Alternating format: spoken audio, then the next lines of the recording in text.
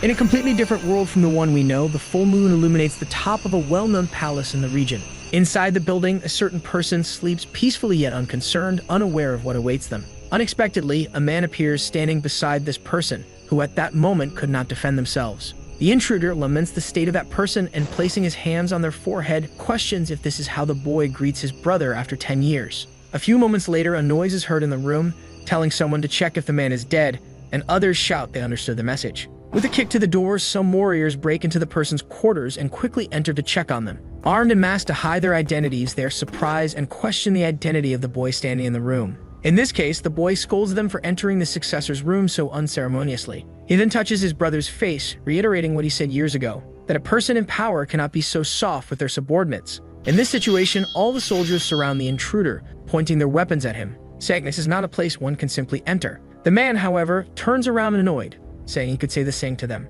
With a simple gesture of moving his left hand, he closes the hall doors and questions how they dared to dirty the successor's room with their filthy feet. Soon his eyes begin to glow, emitting an extremely powerful blue electric energy that envelops the boy's entire body. Without wasting time, he extends his hands and unleashes all that accumulated energy in his ability called Lightning God. In an instant, all those warriors are struck by the electric energy, their bodies frying in pain and agony. Thus, all those hit turn to dust, dissolving into the air like simple smoke, leaving the last one spared extremely frightened. Looking at the current situation of his comrades, he couldn't believe what was happening before him. However, without time to react, the boy who exterminated his group appeared behind him, starting to control him with his strange powers. Using his telepathic abilities to lift the soldier off the ground and disarm him, he is questioned about who ordered them to kill his brother. Thus, the true intentions of the soldiers are revealed, but he asserts that he will never name his boss. Obviously, the boy was already well aware of the assassin's conduct and stated that in any case, he would not spare him even if his question was answered. At that moment, the assassin had only a few seconds of life left, so to avoid dying with doubt, he questioned the identity of that man. In this case, the boy promptly identified himself as the older brother of the man they had just assassinated.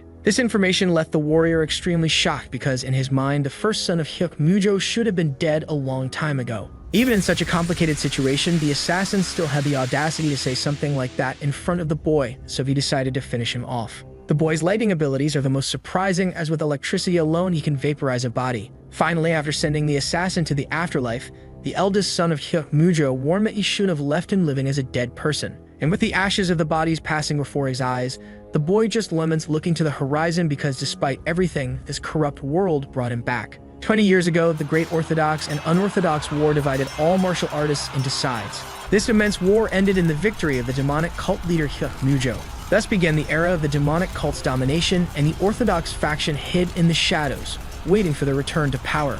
Meanwhile, the Unorthodox faction was busier with their attempt to take the land for themselves. In the present, in one of the most relevant cities in the region, the sun shines on the rooftops, blessing the citizens with a very pleasant day.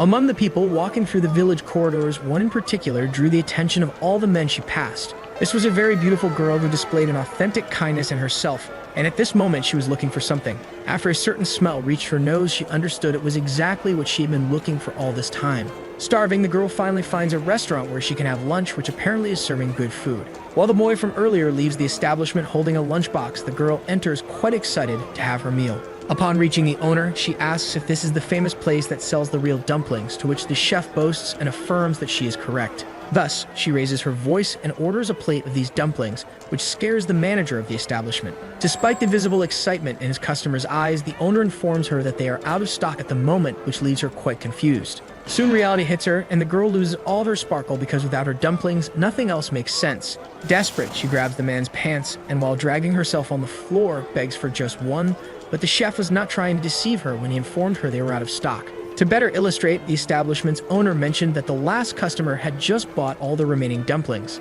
In this case, to cheer the girl up again, he comments that there might be a possibility of that man selling one of his dumplings to her. With this, she becomes filled with enthusiasm and instantly runs after the boy who bought all the dumplings from the shop to try one of them.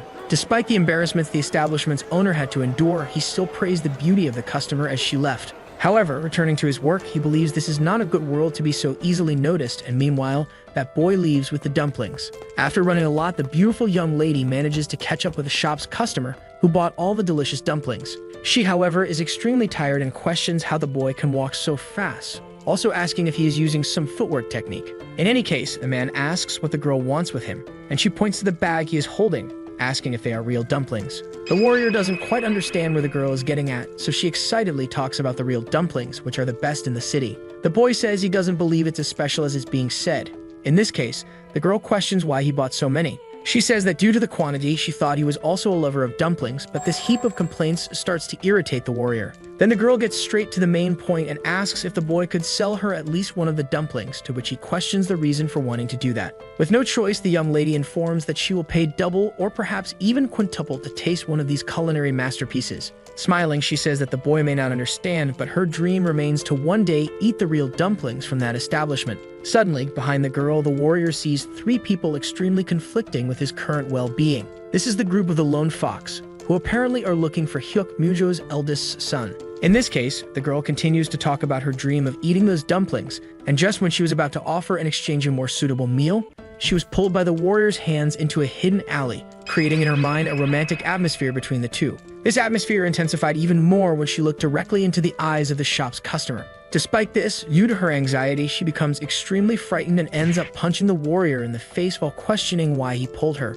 Despite being punched in the face, the boy was only impressed with the girl's strength, who at that moment tried to apologize as much as possible. The warrior, however, believes there are more important things to deal with at the moment, like staying quiet to avoid being discovered. After that, a girl passes by the young lady and observes that group of soldiers from earlier, understanding that apparently the lone fox is still alive. And even with the most wrong context possible, the girl starts to look at the warrior appreciatively through her eyes and his beauty. In this case, the boy hurriedly pulls the young lady along, knowing that something bad will happen with the lone fox's presence in the city. Soon he lets go of her hand and starts to disappear in electricity, leaving the young lady completely disoriented. With this, she ended up tasting the bitter taste of defeat because despite trying everything, she still couldn't get even one of the real dumplings.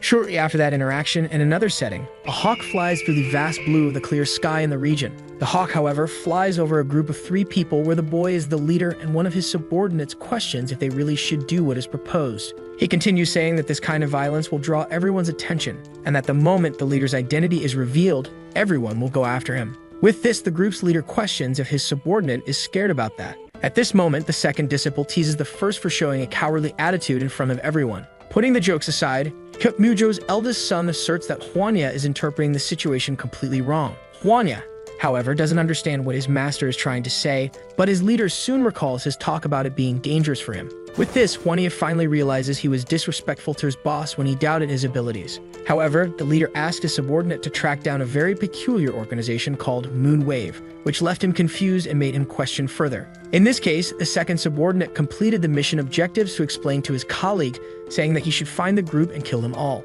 The leader, however, denied the part about killing them, which left the boy quite embarrassed. With that, the warrior puts his thumb and middle finger in his mouth and whistles, calling for his beloved falcon. The name of this falcon is Dark Wind, and he is requested to provide all necessary support and help for the boss's two colleagues. Thus, the falcon is released and begins to fly through that region, which unexpectedly is at the same height level as the clouds. The next day, the city's businesses were running smoothly as expected, and among the buildings stood out a large palace that was very bright in one of the rooms. That's because someone there was taking their nightly bath, already nearing its end as they began to choose their clothes. This person was the young lady from before, who with a wrapped cloth makes it her bra by wrapping it around her bust. Next, the girl takes one of her coats to complement her outfit and puts it on. She also uses a sash to tie the center of her kimono. Thus, she ties her hair into a bun and finally gets ready to proceed with her commitments awaiting her. With that, she gives a determined look and firmly tells her master that she will start her mission. Thus, the girl heads to a certain mysterious building with immense iron gates in an extremely mountainous region. The Illusion Academy is an institute made for the elite, built by the demonic cult after the Great Orthodox and Unorthodox War. It was created to nurture and organize talented individuals from the fallen Orthodox forces, receiving new students every 3 years. However, support for Orthodox martial artists has increased unlike in the early years. Nevertheless, this academy has become a place where Orthodox martial artists could wash their identity and become members of the demonic cult. On this particular day, a line was formed in front of the Illusion Academy's gate because everyone was very excited to take advantage of this unique opportunity. One of the candidates introduces himself as Bai Seal and mentions using twin blades. He also says he has no affiliation despite having a master named Bayok Sagan. This is the girl from before who finally tells the staff member she's a man, somewhat suspiciously because she doesn't know how to lie well. With this, the girl begins to feel anxious, wondering if the man discovered her disguise, so she asks what is wrong because despite being feminine, she is still a man. The staff member in turn questions if Bai Seal is trying to pose to look prettier than he is, which leaves the girl quite confused. In this case, a man points his brush at the candidate, saying irritably that this is not an audition for actors, so a martial artist just needs to be good at martial arts. He becomes very annoyed by the candidate trying to win him over by appearing beautiful, and Bai, in turn, relieved, apologizes for what she did. Soon she finally sets foot in the academy and prides herself on finally being there in this place she dreams so much of. However, looking to her right, she notices a rather strange line and wonders why everyone is gathering there. Anyway, she believes she must try to blend in as best as possible since most people there belong to the demonic cult. Among the candidates, she notices the presence of someone familiar, the boy from before who refused to share one of his dumplings. With this, she wonders why they have to be on the same team and starts trying to hide her face so he doesn't recognize her. However, she understands that the man might recognize her and tell everyone she's a woman, shattering her dream. As expected, the hero calls out to Bai Seal, currently living her worst nightmare. Turning around, it was exactly as she had imagined. The boy was there, staring at her with a serious look. In this case, trembling with fear, the girl could only think she was in a dead end. Earlier at the temple, the protagonist arrived, but with a terrible impression, smelling something utterly rotten and corrupted. However, he had no choice but to step there if he wanted to track down the source of the foul smell. Nonetheless, when he encountered the first line, he didn't expect to find so many damned losers around. But among the losers who decided to ally with the demonic cult, while thinking most of them were low IQ children, he spotted that girl. This only made the boy even more irritated because she seemed like someone who had never fought in her entire life. Finally, it's the protagonist's turn, who introduces himself as Hyuk Ryanwi, 23 years old, and when asked about his weapons, he claims to use several different ones. After hearing this, the staff member got quite annoyed that one of the candidates didn't even have a specialty to stand out, but everything changed when he looked directly at him. He was an extremely handsome man to him, which made him wonder why so many attractive guys were applying. In this case, the staff member wondered if he should simply let him in, while the protagonist waited patiently for the test results. In the end, the gates were opened for him, and on his way, the boy felt nostalgic for being in this place again after so long. Upon entering the palace, someone began organizing the recruits, reprimanding one who was spacing out too much from the others. The protagonist, in turn, just waited in the formation line with the other approved candidates until further instructions were given. But suddenly, something came to his mind, making him scared. It was the feeling of being watched by someone close to him. Thus, the hero began to search among the recruits to see if someone was following him, finally finding Bai Seal trying to blend in. This leads to the current events when the girl crossed eyes with a man who had denied her a dumpling before. At that moment, unable to stand being watched any longer, he approached the girl to confront her, and upon reaching her, stood firmly like a wall. With nothing else to do, Bai Seal responds to his call. In this case, the protagonist irritably asks why the candidate is staring at him so blatantly. Upon hearing this, the girl realizes unbelievably that she is not being recognized by the boy in front of her. With this, she just bows, apologizes, and makes up a story about coming from another country, so she didn't understand the local culture. However, these excuses are not enough for the hero, who irritably places his hands on the girl's shoulders. But as he attempts to make his move, the girl slowly adjusts her shoulder, and even while facing away from the protagonist, she manages to deflect it. In such a case, Hook wonders in his mind who would use someone as skilled as this boy to spy on him. However, he feels embarrassed when he catches the scent of the candidate's perfume, as it reminds him of the girl from before. Then, confident in his deduction, he points at Bai Seal, calling her the dumpling beggar, making her realize she has been caught in the lie. The hero mocks her for discovering her true identity, even if it was quite late, and she, in turn, asks for secrecy regarding her secret. Shifting focus, one of the warriors from the platform calls all the candidates to follow him while those two argue, insulting each other. Following that man, the recruits are directed to the dining hall, and they begin having their morning meal with plenty of abundance and variety. Among them, at the back of the hall, sits Hyuk, eating alone with less food and far less enthusiasm than the others with him. Suddenly, to break the monotony, Bai Seal arrives quite animated with her plate full of food and questions how the hero will have energy if he eats so little. Anyway, as she eats, she announces that she will treat the hero as her senior from now on, allowing him to order her to do anything. Promptly, she asserts that she will be the hands and feet of the protagonist, but in return, she asks that her secret be kept at all costs. Recapping the purpose of the request, Cook understands that the girl wants to be his subordinate during their graduation in exchange for keeping her secret identity. However, unexpectedly, the hero denies her request as he does not want to take on that kind of responsibility. In this case, Bai Seal gets quite irritated because the man isn't losing anything with this deal. So the protagonist states that he simply doesn't want to get involved with people he doesn't need to. As she quickly finishes eating her meal, she wonders what's wrong with the boy and asks him to wait for her to finish. However, the hero tells her not to follow him, which she immediately disrespects by following him with her plate of food in her hand. At one of the doors leading out of the dining hall, Hook sees his esteemed falcon currently working on its mission. With this, he thinks that things are going as planned and then tosses his plate to the girl, saying he'll leave it to her to handle. In this case, Bai Seal becomes extremely happy because this apparently means the boy is accepting her offer to keep her secret. However, at the moment the plate is handed over, the protagonist simply disappears without a trace in front of the girl. The hero, meanwhile, is already far from the dining hall and upon reaching a particular tree, asks for a report. From the top of that tree, one of his subordinates is there and informs his leader that they have already found everything about the moon wave. Hyuk is surprised by the good news, despite never assigning a mission he believed was impossible to complete. To be sure, the protagonist asks if he heard correctly what his subordinate said, and he affirms that he did. Thus, Hyuk feels proud that his mission was completed faster than expected. Anyway, the boy explains that they only had to rough up a few people, and the second subordinate reports that he didn't kill any of them as ordered. Changing the subject, Hwania asks why his boss doesn't infiltrate him into the academy as well, and the same questions what he will gain from doing so. In this case, the subordinate argues that his boss has encountered many irritating incidents during his stay alone at the academy, and it would be good to have someone to help. With this, the hero gives a slight smile because one of his own is saying the same as that strange girl. To explain, he asserts that he has already found someone useful to help with such matters. Moreover, he explains that if he joins him, Dalchu would have to be on his own. So Hwania questions who his master found useful at the academy. At this moment, being somewhat immature, Dalchu loses control, claiming to be much stronger than Hwania, and therefore not needing him for anything. After calming him down and resolving the misunderstanding, the boy questions whether this person is truly trustworthy, and Hyuk asks what he means by truly trustworthy. In this case, with a very serious look, the boy asks if there isn't a chance this person approached his master on purpose, making him think. In this context, the protagonist thinks about it and decides with a smile that it is wise to keep his enemy as close as possible. Later, in the demonic cult palace region, some bees were pollinating the garden flowers. The leader of the group of recruits asked them if they enjoyed the day's meal, to which they responded in formation that it was excellent. The staff member then proudly comments that his academy is famous for the food offered. However, he mentions that many will not gain the privilege of tasting it again.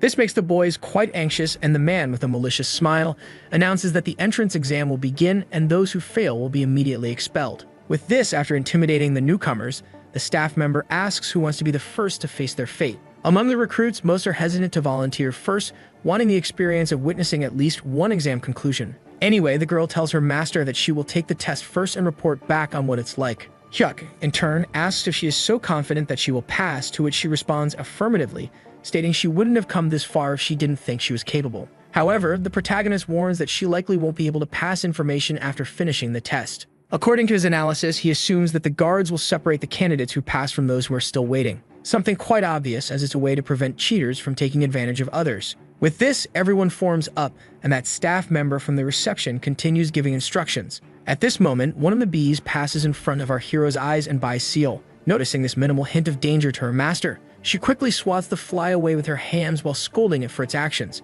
However, something catches the hero's attention about this bee. Anyway, the girl boasts, saying the bee thought she was a flower and questions if the entrance exam is really that difficult. Not only does she ask this, but another recruit does as well, to which the staff member promptly responds by telling him to try his luck and go first. In this case, the boy smiles and asks what kind of test they will have to pass. To illustrate to everyone, the staff member explains that it is something quite simple, essentially going to the warehouse and coming out with something from there. The boy, however, asks what he has to take out of the warehouse, which irritates the man, who scolds him for asking too many questions. In any case, the man throws the boy to be the first to take the test, as he has been testing his patience until now. Soon the boy falls in front of one of the immense and strong guards protecting the warehouse gate. Thus, the girl informs her master that they are already starting and asks what he thinks the boy will come out with. However, our hero decides to keep the suspense, leaving the girl to see for herself. Without wasting much time, the guard removes the wooden plank that locks the door, allowing the boy to enter the place to take the entrance exam. A few seconds after he enters the warehouse, the guard closes the door behind him, blocking all sunlight.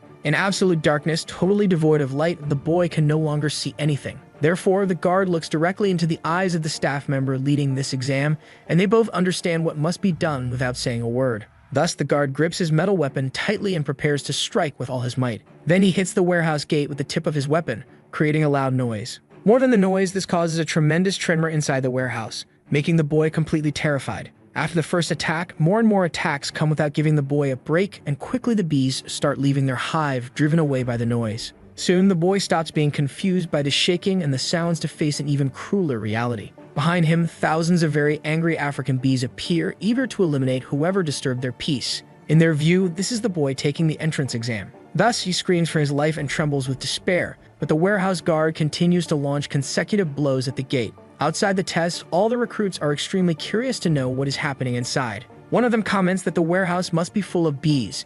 In this case, the objective is likely to get something besides avoiding the bees. However, the girl still wonders what this something could be that no one describes exactly what it is. Finally, after many screams and pains, the guard removes the latch to get the boy out of there. He exits while being chased by hundreds or thousands of angry bees. Finally free from his pursuers, the staff member directing the mission asks what the boy brought from the warehouse. In this case, he says he brought something valuable that the bees were guarding and pulls out a considerable piece of honeycomb from a compartment. Apparently, the man is pleased with the boy's achievement, and the candidates begin to understand that, besides passing through the bees, they must get some honey. This conclusion is also shared by Bai Seal, who asks her master if that's what they need to do. However, he asserts that it most likely isn't. A few seconds after the protagonist's conclusion, the staff member becomes quite irritated and informs the boy that he failed the test. The boy, with his face completely swollen from bee stings, questions why. Bai Seal realizes that her master's conclusions were correct, and he explains that this wasn't a test for beekeepers. He then elaborates that the real opportunity only reveals itself if one passes the exam.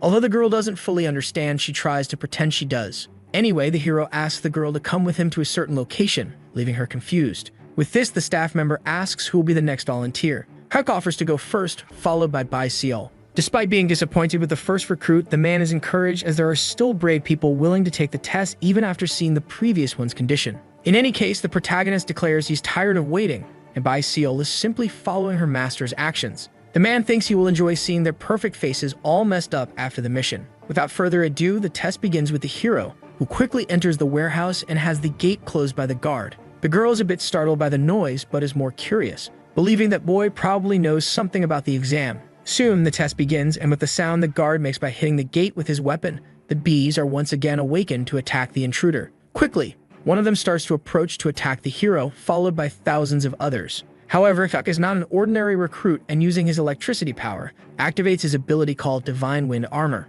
This causes his body to be completely covered by a vast array of lightning that fries anyone approaching his body within a certain distance. This also applies to the bees, which are automatically eliminated as they get close. The barrier envelops the protagonist, forming an extremely powerful aura. He then closes his eyes and distributes his energy to other areas, now directing it to his eyes. With this, he gains a variant of night vision and perceives that there is nothing in the hall besides the hives. However, upon paying closer attention, he notices it be quite different from the others with purple, glowing eyes. As it passes before his eyes, the hero is certain he has found the item needed to complete the entrance test. Watching the protagonist's test are all the next candidates and the girl, who remains hopeful for a good result. Shortly after entering, the test ends and the guard removes the latch from the door, allowing the hero to exit the warehouse. Unexpectedly, the boy emerges from the place with his head held high, surprising everyone who witnessed the scene. Hyuk, despite undergoing the same tests as the previous candidate, managed to leave the test completely unscathed. He then approaches the staff member in an intimidating manner, prompting the man to ask what the boy wants with him.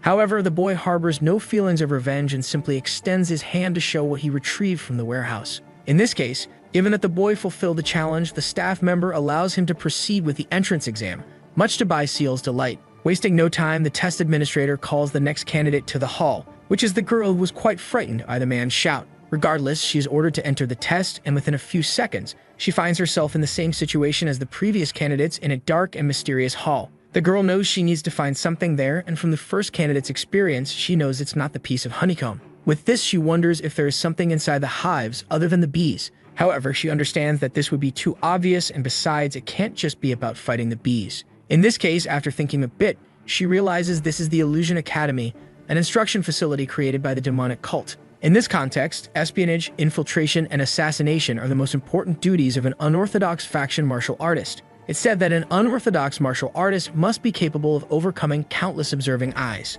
Additionally, they must be able to distinguish between what is real and what is false, even without being able to see anything. Thus, Bai Seal activates an ability in her eyes that allows her to sense the environment more precisely, and she soon finds the purple-eyed bee that is different from the others. However, she knows she will inevitably be stung by the others the moment she decides to capture this bee. In any case, she knows this is the only way to complete the admission test as well as the serving master. With that, she believes she has no choice but to be faster than the bees and sprints with all her martial arts skills. Outside the warehouse, candidates await the result and a noise is heard by all, revealing some of the situations happening inside. A few seconds later, Bai Seal breaks through the door, managing to exit just before being completely overwhelmed by the massive swarm of bees. Due to her speed, she starts rolling on the ground towards the test manager, who becomes quite frightened. After rolling for a while, she falls into a heroic crouch and extends her hand to the demonic cult official. Proudly, she keeps her right hand extended and flashes a small smile, unlike the man who is very scared as yet another candidate emerges unscathed.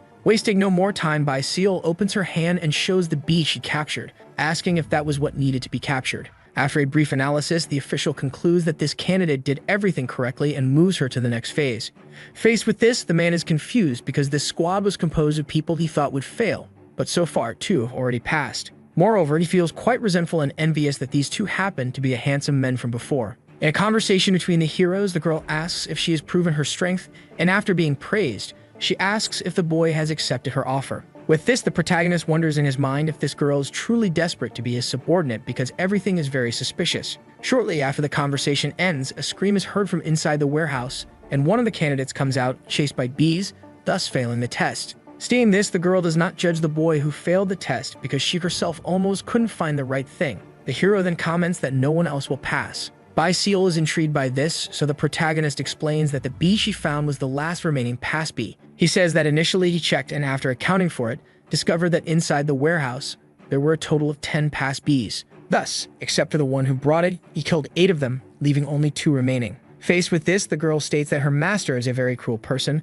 but he thinks it's hypocritical, considering she also killed. In this case, she denies having killed and explains that she only knocked them out because for Bai Seal, all lives are important. This irritated the protagonist a bit because this kind of behavior was responsible for the orthodox factions falling. But anyway, he informs that there are no more passes. In this context, the girl asks why her master did this, and Huck explains that he did it because he wanted to test his subordinates' skills. With crossed arms, he concludes by saying that he does not appreciate weaklings as subordinates. So the girl asks how strong she needs to be and claims that her loyalty is more valuable. However, the hero with a smug look says that most likely the strength of his subordinates will not interfere with their loyalty. In another region, the protagonist's subordinates are in a restaurant eating, but one of them is obviously eating much more than the other. Wanya, in turn, questions why Daochi is eating so much, resembling a bottomless pit, and asks if he doesn't get tired of it. The brute, however, comments that his colleague eats very little, and that's why he is so small and weak, something he doesn't want to be at all. Seeing this, the boy asserts that a person's size does not dictate who is the strongest because he says he uses his head and not everything can be resolved with brute force. Daochi, however, irritates him further by wanting to know why that is. Then the big guy sarcastically mocks his colleague's statement about being a smart person. With this, a fight was about to start, but tempers are quickly calmed when Huania sees in front of him the reason they are there. Finally, the boys' targets were emerging from their hideouts, so they decided to leave the restaurant to follow them. After waiting for a long time, the bastard that the captain mentioned was within the boys' reach. Thus, even though he was a brute, Daoki understood his commitments. Soon, they set off towards the Fox group to complete the mission assigned to them. As they walk through the city, the day is quite bright with children playing in the streets and businesses running normally. The important figures pass through numerous trading networks and local establishments, continuing until dusk and the onset of twilight. The boys had executed their work precisely up to this point, reaching the location where the target's base was likely situated. Thus, they entered the place after checking and confirming it was clear. However, a cruel reality came to light just a few seconds later. Their entire journey to that region was nothing more than a trap they fell into, now surrounded by numerous heavily armed warriors. The 2 warriors cover each other as the ensuing battle will result in the complete destruction of one side. After deceiving those boys, the group from before finally speaks up, cursing the boys and saying they already knew they were being followed. Then he mocks the warriors who followed them there without even thinking once that they were being lured into a trap. In this case, Daochi calls Juan stupid and the boy gets angry, elbowing his colleague. With that, the man known as the Fox and the mission's target orders his subordinate to deal with the bastards in front of him with all the necessary violence. Because they need to know who sent them, it is ordered that despite everything they be kept alive, so the guard promptly heads toward the first one. Prepared to punch Daochi in the face, the man questions how they dared to follow them and if the boy knows who they are. However, the boy was much stronger than expected, and with a simple punch, he intercepts the guard's blow and knocks him out. Thus, he throws him back completely knocked out and unable to continue the fight. With this, Juania questions the intelligence of the man who claimed to have lured them there on purpose, knowing they were being followed. Because just as he did, the boys allowed themselves to be caught on purpose, trusting their abilities more than anything else. Without wasting time, the duel begins and Juania pulls 3 thorns from his hand, throwing them forward, which ends up hitting their target's eyes. This is because the person in front of him was killed, with each thorn piercing a vital area of the human body. Logically, the guard falls to the ground directly to the afterlife, and the lone fox is extremely frightened by what he is seeing. Then more and more of his guards are defeated by those two boys who were initially supposed to be his prey but became his executioners. With this, the defeated fox on the ground asks who sent them to him, and Huanya, in turn, asks why he wants to know, seeing as he will die there anyway. That same afternoon, back in the quarters where the new recruits of the demon cult reside, the girl finishes yet another of the countless meals she had at dinner. With that, she praises the preparation of the food, and in light of this, the protagonist questions if she appeared there just to eat so uncontrollably. In this case, the girl comments that she couldn't even eat her lunch because of him, which was a tremendous waste. Moreover, she said that despite everything being good, the buns there were a disgrace compared to the real ones. Thus, the girl with a serious face asks if he liked the real buns, and unexpectedly, he states that he doesn't know, as he hasn't eaten them. This declaration makes the girl completely lose control, not knowing why Hep bought them in the first place, if not to eat. The hero, in turn, states that he just did what he wanted, but at this moment, someone calls them, interrupting this extremely important conversation for Bai Seol. Suddenly, two unknown warriors appear, and one of them comments that since they've never seen their faces there, they must be newcomers. With that, the man warns that this table is the place for veterans, which is why it was empty in the first place. With this, the hero understands that the warriors are being territorial, and one of them, while waiting for the table to be cleared, questions why he's being stared at. Anyway, the girl apologizes to her veterans, saying it's her first day there, which makes the warrior calm down and ask where they are from. Bai Seol, although a bit uncomfortable, states she is from the Orthodox faction, which negatively catches the warrior's attention. However, she continues introducing her master, who, unlike her, comes from the demon cult, and little by little, the veteran's expressions begin to worsen. Even though she tried to do things differently this time, the girl knew what that look meant, and it wasn't just the warriors because everyone in the place had the same expression. One of them, in turn, questions this Orthodox faction and mocks it because even after so much time has passed since the demon cult took over,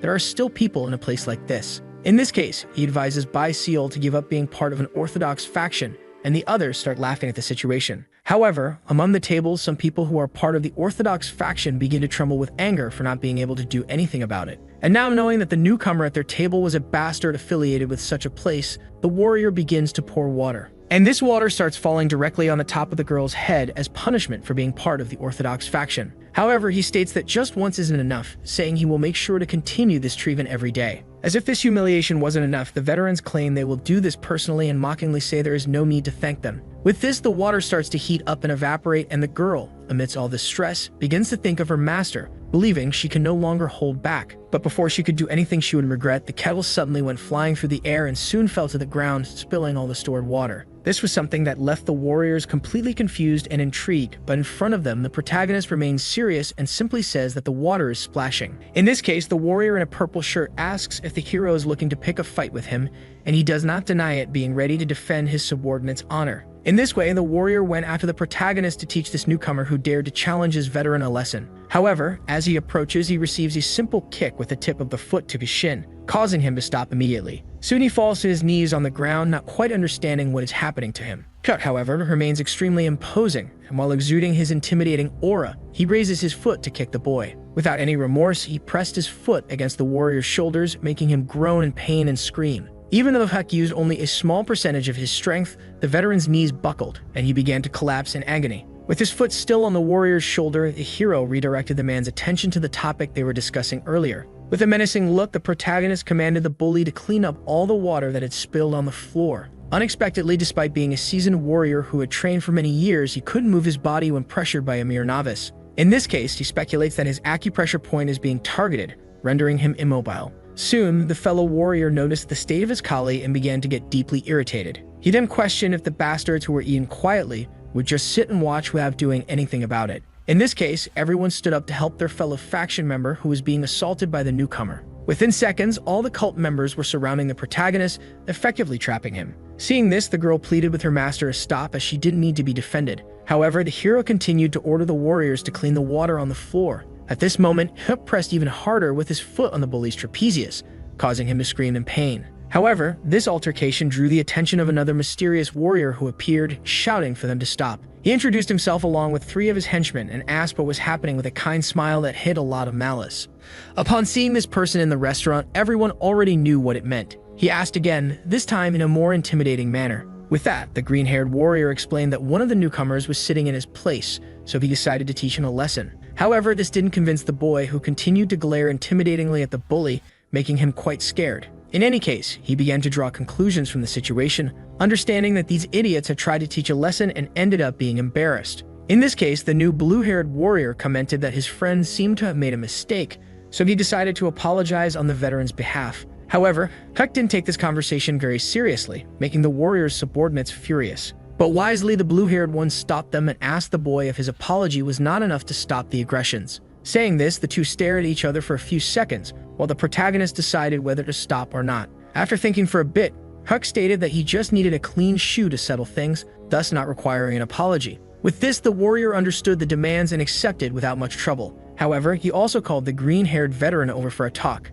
something the latter already knew would be worse than his own death due to his superior's intimidating gaze. Thus, he promptly grabbed a cloth and went to Huck's shoe to clean it as best as possible to meet demands. Seeing that his request was indeed being fulfilled, the hero stomped on the bully one last time before removing his foot from him. With that, he walked away and called Bai Seal to come along. However, before they could leave, the blue-haired warrior asked the protagonist's name, to which he responded, Chuck. In this case, the veteran reciprocated by introducing himself as Ujak. However, the hero simply ignored him and continued walking away, greatly irritating the warrior's subordinates. Bai Seal, however, understood that if the boy's name was Ujak, then he was probably from the Jew clan of Lightning Blood, which was quite surprising. It is said that the main forces of the demonic cult at the moment are the 4 great celestial clans and the 3 major sects. Thus, the Jew clan of Lightning Blood is one of the 4 great celestial clans. Therefore, the girl presumed that the warrior had significant influence within the academy. Seeing this, she believed it was probably unwise to make him an enemy so quickly.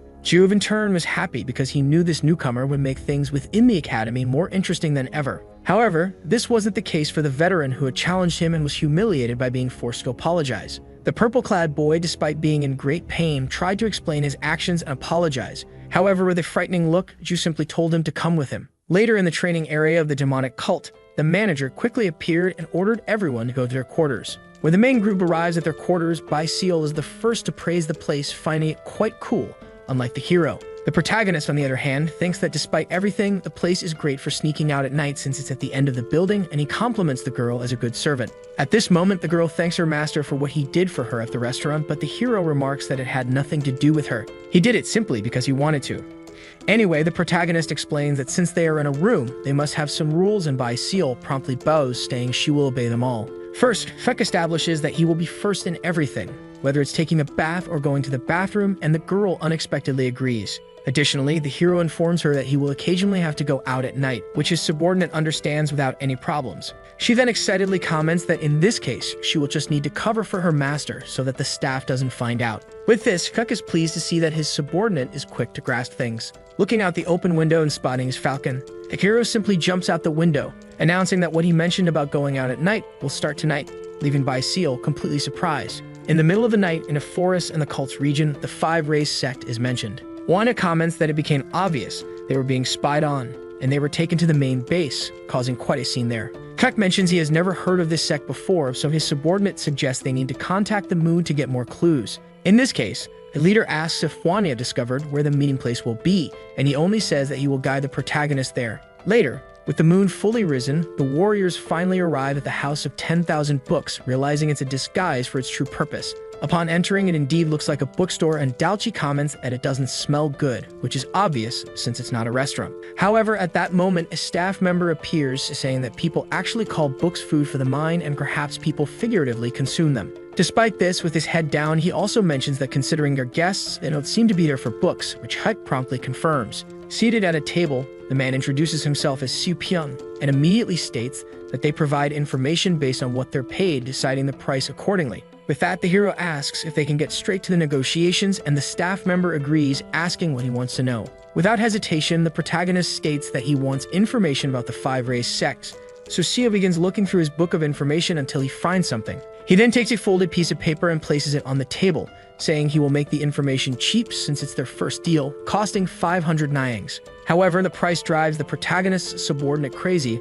as 500 coins are a lot for a simple piece of paper, and Siu explains that it's not expensive. Nevertheless, the hero states that the information is probably not very good since it was already written and stored away, surprising the staff member. With that, the protagonist states he wants to know the truth behind the 5-race sect, saying he is sure the man knows much about it. In this case, Siu smiles, saying he thought the boy would be an easy customer and now charges 3,000 nyangs for the new information. The protagonist then asks, while rummaging in his coat, if the man also accepts objects instead of money, which is said to depend on the item. With this, Hook places a bright green stone on the table, surprising everyone as it's worth much more than the stated amount. After a thorough examination, Siu understands it to be a pearl of the highest luminosity ever seen, so the hero requests that this be payment for future information. With a serious look, the protagonist now asks for information worth at least the 3,000 nyangs requested. The staff member quickly grabs a paper and starts writing something down. When he finishes, he hands it to the hero, who opens it to a surprise. The paper only contains the phrase, 5 poisoned demons, something completely unexpected. This made the hero's subordinate very angry, questioning the value of 1,000 nyangs per word. Fearing for his life, Siu asked them to look at the first paper. In this case, upon reading, Wanya realizes that the group 5 poisoned demons is not mentioned there. It only states that the head of the sect is Makjong, which is false. Thus, the staff member agrees, leading to the conclusion that the 5 poisoned demons is the true leader of the 5 race sect. Finally, the hero asks if the man has more interesting information for him, but he responds that it takes time and especially a lot of money. In such a case, Cook says he is determined to know everything, regardless of the price. Later, at the palace within the demonic cult's grounds, a hero returns to his room through the same window he left from. However, upon entering his room, he encounters a rather intriguing reality. The girl was sleeping peacefully and everything in her room seemed normal. Thus, the protagonist went to his bed to see what was causing the lump under the blanket. After removing the blanket from his bed, he was quite satisfied to find that his new subordinate had even gone to the trouble of making a dummy for disguise. Feeling proud of Bai Seal while the girl slept, he mentally praised her effort. The next day, the atmosphere in the region is quite calm, and a bountiful meal is prepared for all the warriors. This is the entrance ceremony of the Illusion Academy, which always comes with such formalities and festivities. In this place, the staff member who organized the last mission test questions where that guy is, knowing it's almost time for the event to begin. Among the warriors participating in the ceremony, Bai Seal asks her master a question. She indignantly questions what kind of corrupt school demands that its new students prepare food for their seniors. Additionally, she comments on the Sky Squadron, which only members of the demonic cult can join. This is followed by the Earth Squadron, which is lower in rank, and finally the Human Squadron. In this context, she irritably questions why they are separated into such castes, even after passing the test to attend the same environment. Bai Seal believes this is clear discrimination against people from the Orthodox faction, going against the Academy's motto. However, the protagonist interrupts his subordinate's complaints to say that what is to come will be better than it used to be. When asked, he explains that the successor of the demonic cult has a great attachment to this academy, unlike before, when it was impossible to enter the Sky Squadron without being from the clan. However, now it is at least possible to enter the Earth Squadron by proving oneself, something that only happened due to the man's interference. Seeing this, the girl doesn't understand what to feel about it, but something else catches her attention. At this moment, the ceremony begins with a shout from someone welcoming the newcomers to the academy. Loud and clear, this person, whose voice is heard by all, claims to be Dan Novak, the vice principal of this institution. Faced with this, all the new students are quite confused, trying to figure out where the sound is coming from and why this is happening. The staff member directing the event, in turn, starts to get stressed because these actions of the vice principal happen frequently. Then, continuing the ceremony, several percussionists on the roof begin to beat their drums. The sound generated by the drums becomes part of the vice principal's presentation, who is seen by everyone as he jumps from the palace roof amidst a light show. He then lands with great style, raising a considerable amount of dust, and finally remains kneeling on the ground as cherry blossom petals are thrown. Seeing this, the hero's subordinate starts to think this man is a psychopath for planning such a flamboyant entrance. However, Huck does not leave room for mockery, already knowing that this man is someone incredible, known as the one-armed whirlwind Dan Novak. After his triumphant entry, the man comments that he already knows they have had some very talented individuals for this year's intake. Additionally, he generically tells everyone that they are the best among the best from the entire continent. Therefore, they can be proud of their achievements and who they are for having conquered something so significant. Soon, they will also become the future of Murim. With that, he raises his arms cheerfully and shouts that the entrance ceremony will finally begin. Little by little, all the students begin to move until they align around the table, holding the banquet. In front of their seniors, Bai Seal makes a respectful bow and states it is a pleasure to meet them. However, just as one of the seniors represented by the Earth Squadron is about to respond, he is pulled by the shoulder. At this moment, two high-ranking seniors from the Sky Squadron appear to interfere with the courtesy of the lower-ranking students. Among them is Ju, the man who mediated the earlier conflict in the dining hall, accompanied by a huge, mysterious, bald warrior. Ju, for his part, greets his junior and says he couldn't just pass by because he had promised to see him frequently. With this, the hero responds by concluding that because the man's minions showed themselves to be so weak last time, he has now brought new ones. This statement greatly irritates the bald man, who vents his anger by smashing one of the dishes on the table with a powerful punch. Seeing this, both the students and the organizers become intrigued by what is happening at the event. Thus, the admission test organizer gets angry at the bastard students ruining the ceremony, but the vice principal remains very calm. He comments that they should let things unfold naturally because, in his view, they are just building a friendship, which the organizer accepts without arguing. Taking the lead in the conversation, the blue-haired boy extends his hand, saying he will pour some drink for the newcomers. However, while pouring the drink into the cup, he doesn't stop even when it starts to overflow. Thus, in an overall view of things, it becomes clear what the bullies are trying to do. To prevent getting wet, the hero simply brings his hand close to the cup and flicks it, causing it to spill entirely onto the table. Finally, with a smug look, he states that his senior should try pouring again because in his last attempt, he spilled too much of the content. Faced with such defiance, the bald man raises his fist to start a fight, but Chu stops him before things get ugly. In the background, all the seniors start filling their newcomers' cups as part of a passage tradition, and the vice principal is already completely drunk. After the incident with the cup, Chu remains calm and says there is no point in causing more trouble. However, he keeps the hero's name in mind and states that today's action will make him regret it someday in the future. The protagonist responds on equal footing, not lowering his head. Finally, the seniors decide to leave, knowing this is not an appropriate time to cause a commotion. However, hidden behind one of the walls, a mysterious person was secretly observing the events of the ceremony. As dusk sets in, all the students drink together, both seniors and newcomers, except for the main group. Bai Seol remarks that it seems they are in trouble and that no one will approach them, making it seem like they are being intimidated. However, the hero sees it as beneficial. Despite her master's perspective, the girl is a very outgoing person and can't stand being isolated in a corner like this. In this case, she stands up, and when asked where she is going, she simply asks her master to wait. At this time in the afternoon, the wind begins to blow stronger, and the mysterious man continues his espionage from behind a wall. However, at this moment, Bai Seol appears with a smile on her face, leaving the man extremely scared. In parallel, while sitting at the ceremony table, the hero spots his messenger falcon in the sky. Back to the girl, she drags the spy to where they are sitting, saying there is plenty of drink for him, who at the moment doesn't know what to say. However, upon reaching the table where Hook should be, Bai Seol finds nothing but the cup that was previously spilled. Thus, she looks around for her master, but finds no trace of him. The protagonist, meanwhile, was at the House of 10,000 Books to get more information from the librarian and informant Seo. Upon reading a paper that was delivered to him, the boy discovers that the 5 poison demons is in his 50s and his main move is the 12 flamingo palms. It is also said that this warrior is proficient in poisonous arts and skilled in throwing blades. The 5 poison demons has killed more than 30 people with poison, most of whom were skilled in martial arts. He prefers assassination methods that leave no evidence behind and kill the target slowly. However, the most important information is that this man is currently disguised as a repeating student at the Illusion Academy. Back at the entrance ceremony banquet, the newcomers and seniors interact, creating a fun atmosphere.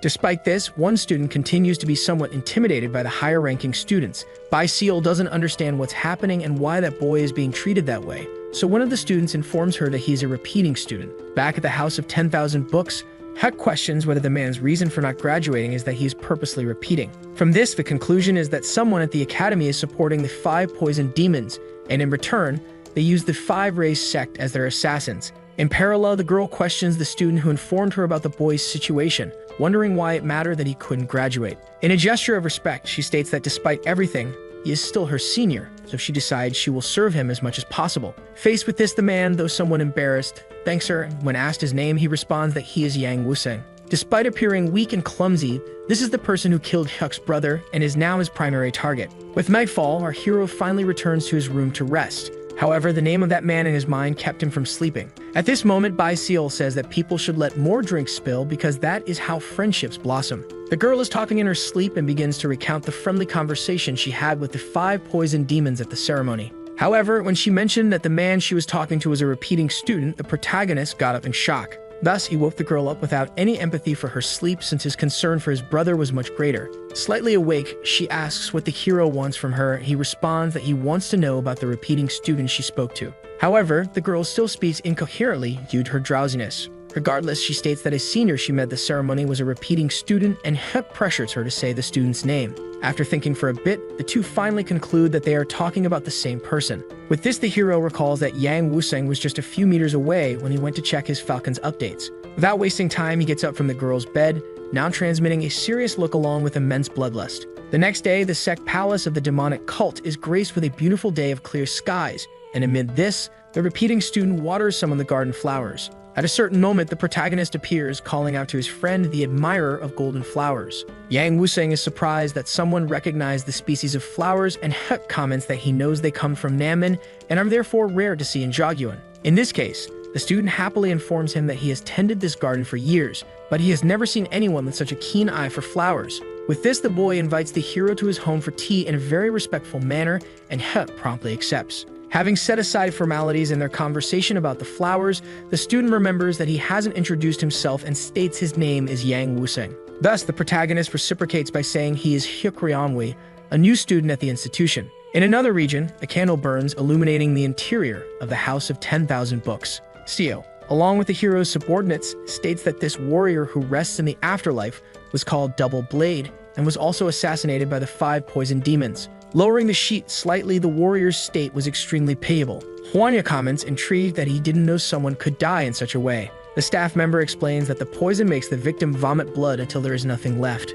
Given this fact, the boy becomes quite thoughtful about the effects of the poison on the victims. Later in the day, in a nearby building, the hero enjoys a mint tea while having an important conversation. With the man who killed his brother, he affirms that it is exactly as he saw and thanks for the precious tea he is drinking. Yang doesn't care much about this because he would do anything to be friends with someone knowledgeable about flowers. Changing the subject, the protagonist tries to corner the boy by saying it is unexpected for someone from Illusion Academy to have a hobby related to gardening. However, he lightened the conversation by saying he didn't want to be rude. Yang didn't take it personally and admitted that he doesn't train enough to graduate. Regardless, curfew is approaching and Huck says goodbye, lamenting that he has to leave and save the tea for another time. The two then part ways respectfully, agreeing that they will definitely see each other again. Despite his calm facade, Huck leaves with his nerves on edge, thinking that the boy's stupid face is probably what makes his victims relax. After leaving the house, the protagonist walks alone through the forest, illuminated by fireflies. This is the path he takes to meet his subordinates, and when he finds them, he asks for their report. Summarizing everything they saw in the library, Hwania states that the victims' corpses were similar to the protagonist's brother, with all of them not containing a drop of blood. That poison wasn't common and must be something unique to the 5 poison demons. Additionally, Huck asks about the 5 raised sect. Hwania confirms that they also arrived at the location, and with this, the hero unexpectedly orders his subordinate to guide them to the sect. The boy tries to stop his master, saying the men will conduct an inspection in 2 hours. However, Huck continues on his way, saying that it is more than enough time. There are several people gathered outside the castle. Sleep and fatigue begin to overcome some of them. Far away in the darkness of the night, it is possible to see silhouettes approaching them. Serious and determined, he asks who Makjong is. One of the guards found it insolent for a stranger to inquire about the leader of his sect, and the man states that the leader is one of the 5 venomous demons. The guard does not seem to believe this, while his colleague becomes terrified at the possibility. Assuming it to be a slanderous claim, he orders the others to kill the stranger. The terrified guard runs away as he realizes these strangers know the truth. The man then asks if the guards have any warning instruments like trumpets to sound the alarm. Since their time is limited, it would be good to call everyone there for a coordinated beating. Seeing that there are only 3 of them, the guard becomes even more enraged by the intruder's audacity. However, they are promptly beaten, offering no real danger or resistance. With that, the gates are opened and a horde of extras approaches them, only to be beaten as well. Their advance is halted by the body of one of the guards, which has just fallen from the sky. Seeing more of their companions defeated, they proceed with more caution. What was supposed to remain an absolute secret had already been leaked. The leader knows he now needs to kill all of them, even though he had put so much effort into training them. Furthermore, he wants to capture the invaders alive to discover the source of their information. However, he might not succeed, as his comrades were obliterated in mere seconds. This realization leaves him terrified, knowing he will be unable to do anything. Without even noticing, an attack is already coming down on him, striking his head with a powerful blow. Focused, he places his hand inside one of his sleeves. He retrieves something from it and throws it at his enemy. A small bomb now nearly colliding the fool's face. Several of them are launched, exploding on the unsuspecting. The excruciating pain is merely a distraction as they continue to be beaten. The juice enthusiast can disintegrate bodies with his punches as if he were Thanos himself. He finds the results of his punches quite amusing, while the fools are terrified. One of them, showing some sense, decides to flee. Concentrating aura in his hand, the strongman will not let the coward escape, launching an attack that chases its target, hitting him in the back as he flees. This splits him into 2 nearly identical halves. Meanwhile, the one who seems to be their leader continues being beaten, doing his best to make the beating he's receiving less humiliating. He gains some space from his aggressor, Without his internal energy, he wouldn't have been able to block that attack and would probably be on a one-way trip to find out if God exists. His aggressor acknowledges that Zhang is skilled even if he is the false leader. Then he orders Zhang to attack as it's getting late and he needs to rest. This only infuriates Zhang further. Concentrating his energy, he declares he will now tear him to pieces, unleashing a torrent of annihilation upon him. It's as if multiple tips of his spear are striking the target simultaneously. In this case, all of them miss at the same time. This leaves Zhang completely horrified. Not only did he miss everything, but his enemy had vanished entirely, reappearing before him like a ghost standing atop his spear. And before his image could become clear, attacks are already coming his way, hitting Zhang in specific points. This incapacitates him, preventing him from moving. This makes him demand to know who attacked him, and with fire in one fist, the attacker replies he does not deserve to know the answer, incinerating the fool instantly. Behind him, there is a burning body, unable to move, with several others scattered on the ground. Inside a building, a man begins the roll call, and the woman wants to know when he will return. The door opens, startling her. It's the instructor. Looking at the empty beds, he notices one is occupied and wants to know what this means. Because the idiot above it shouldn't be sleeping, the girl says he is sick. She pushes the instructor away from him, claiming that touching him might also infect him. But if that's true, the instructor says she should have reported it earlier. Then they hear a noise coming from the door. The long-haired one was taking a bath, playing dumb, and realizes it's roll call time. The girl partially closes her eyes because he is naked. The instructor confirms that the bed contains a straw dummy. He gets upset that she tried to deceive him, and the girl tries to explain herself. But she is dragged by her ear, apologizing to the instructor. The incinerated body remains lifeless on the ground. He devoted his life to creating the 5 lightning sects, and he wants to know who is destroying them like this, as they also know about the poisonous demon. He told his underlings not to appear before him until they discovered who was behind it. Upon receiving the order, they disappeared to investigate. One of the underlings went to the leader but failed to find out who was responsible. For disobeying him, he was grabbed by the throat. He reprimanded him for ignoring his orders, and the underling said there was a new mission. It would be rewarded with 20,000 Naing. The condition was to kill the targets slowly, without them realizing they were dying, one of the leader's specialties. Hearing about the reward, he wanted to know who the target was, and the underling said it was a student from the Academy of Illusions. This surprised him. The target was Shukranway. In the middle of the forest and among fireflies, a man observed a pile of stones. He approached it to look for something. He found a small piece of paper in the middle. Reading its contents, he felt pleased. Now he was sure they had fallen into his trap. Dawn broke over the temple. In the courtyard, the students continued training. Among them was Hyuk, practicing alongside the others. His movements were precise, and he was highly skilled. Before his sword, he visualized a fool, cutting it down with a single precise strike. The illusion disappeared from his sight. Finishing his movement, he looked to the side. He saw more colleagues practicing as well. Among them was a very talented woman. What surprised him was seeing her use 2 blades. After practicing, she felt relieved that they had finished. In front of her, someone was taking off his shirt, and she told him to stop. She pointed to the scars on his back. He asked if there was something wrong, but she seemed more interested in other matters. She said she was worried about him because the clothes he wore yesterday were stained with blood, but Huck said the blood wasn't his. She threw a pile of folded clothes at him. Indeed, she agreed he wasn't the type to get beaten up in a fight, and Huck was glad because his clothes were clean. Leaping out the window, he said he trusted her to take care of things that day as well. Frustrated, she said he needed to stop running away so often. Tule began to approach. Sitting at the table, he said he was grateful to have been invited once again. The odd one said that for him, it was very entertaining to talk with the young man. But he poured a mysterious powder into the tea, not party powder. Hyuk remained seated, waiting for the hot drink. The odd one said today's tea was very special. Hyuk said the aroma was mild, and the odd one remarked that the aftertaste was intense. He began drinking the tea that had been served to him. The odd one drank alongside him. Placing the empty cup on the table, he asked if the odd one knew the spirit-banishing herb. A little embarrassed, the odd one said he had never heard of it before. Hyuk said it had no effect on its own, but when combined with spiritual root, it could kill in hours. This made it a perfect poison for stealthy assassinations. Hyuk only mentioned it because he thought the odd one liked herbs, but the odd one said his interest was only in flowers. He asked if the tea they were drinking was made with those herbs. This greatly frightened the odd one. Hyuk was certain someone had asked him to kill him. Feigning surprise, he hadn't imagined he would be the target of such a mission. He raised his hand and pulled a cord tied to the ceiling. A sound began to echo, and Hyuk became alert. A massive wooden door started to block the exit. The odd one pulled out a snake from his clothing. It was an instrument that slithered across his forearm. He said his goal was to kill Hyuk painlessly. Firing several darts, perhaps that outcome was now impossible. Hyuk quickly moved his foot.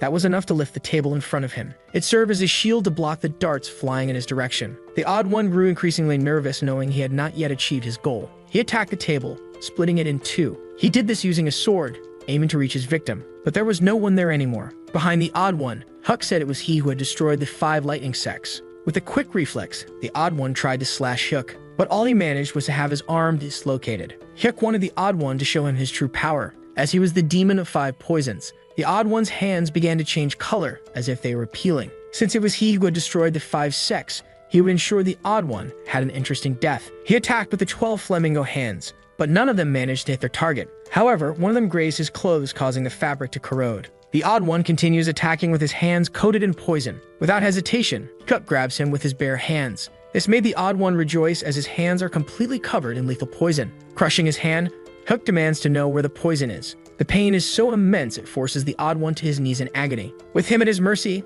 Hyuk executes several hand movements. He struck strategic points on the Odd One's body. With him paralyzed, Hyuk begins to walk around the area. Heading to a cabinet, he finds what he was looking for. He is sure the Odd One would have offered him this as tea, which would have poisoned him. Realizing he had been discovered, the Odd One begins to sweat in fear. Now he understands that this young man is the successor Hyuk. Hyuk states he does not intend to blackmail the Odd One with this information, because to be blackmailed, he would need to remain alive. Not to mention, he might now endure the same pain his brother felt. Pouring spiritual root tea into his mouth, Hyuk ensures a slow death. The hot tea must be swallowed, otherwise he would drown. The teapot is thrown to the ground, shattering into pieces. Hyuk leaves the Odd One behind to die in suffering. His friends are already outside waiting for him. In an hour, they will return to check if he is still alive. Being categorical, he told them not to reduce his pain in any way. As he continues on his way, immense anger consumes him. But soon he encounters something unexpected. Someone is approaching him, calling him brother. They said a band of 5 musicians is entering the market, and that they should go see them. Seeing this leaves him paralyzed. He notices it is just 2 brothers happily interacting. This scene reminds him of his own brother, which ignites even more anger in him, releasing lightning from his hands. He is determined to send the one who killed his brother to hell. Night finally falls over the temple. On tiptoes, the girl walks through the corridors. She does not want anyone to notice her, until she is surprised by someone who says it has been a long time since they last saw her. She turns around to see who it is. The man greets her warmly. Mujo was the leader of the demonic cult, responsible for ensuring its supreme reign. But even he was not immune to the passage of time. With his influence waning, the conflict among the influential grew more intense. Those who sought to restore the orthodoxy of the ancient factions began their preparations. As part of the Divine Traders group, they need to recover the 3 divine treasures, which would reunite the scattered orthodox forces. He said if she needed anything at the academy, she should talk to him, though his help might expose her identity. The young man knows her roommate belongs to the demonic cult. She reassures him it is only her roommate, and the young man says he understands. They part ways now and will only meet again when the plan is ready. He stays there until she leaves.